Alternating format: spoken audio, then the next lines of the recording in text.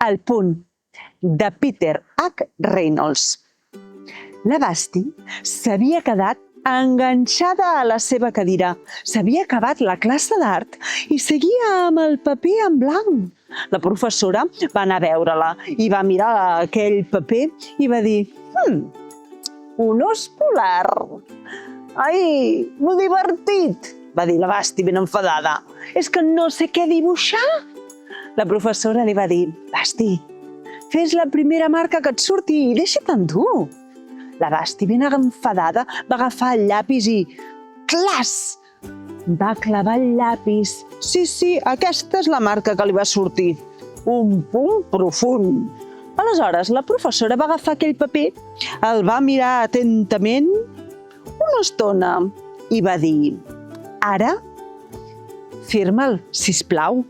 La Basti va pensar «Bé, potser no sé dibuixar, però escriure el meu nom sí que en sé».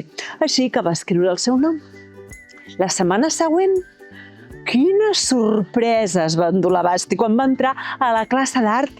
A la paret, just on hi havia la taula de la professora a dalt, hi havia penjat el seu dibuix firmat. Sí, el seu punt, emmarcat amb un marc daurat.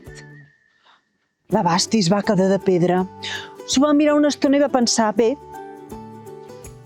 podria fer un punt millor, no?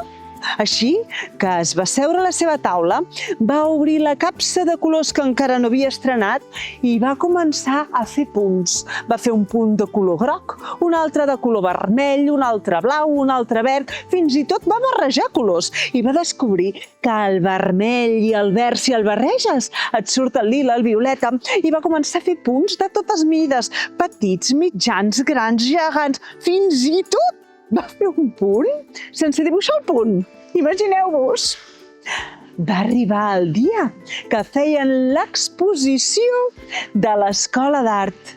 I no diríeu qui va exposar allà. La Basti, amb tots els seus punts. I va causar sensació a tothom. Deia, oi, quins punts, quins punts. I quan ella estava per allà, un nen va apropar-se a la Basti i li va dir Ets una gran artista, Basti. No podràs ser mai com tu. Com que no? Va dir la Basti. A veure, segur que sabries fer una línia?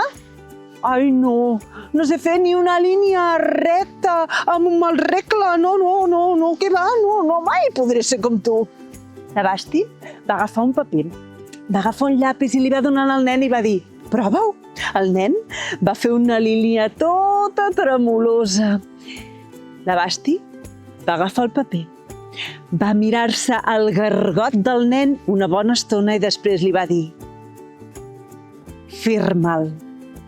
I compte comptat, aquest conte s'ha acabat. Si t'ha agradat la història, posa m'agrada i subscriu-te al canal. Adéu!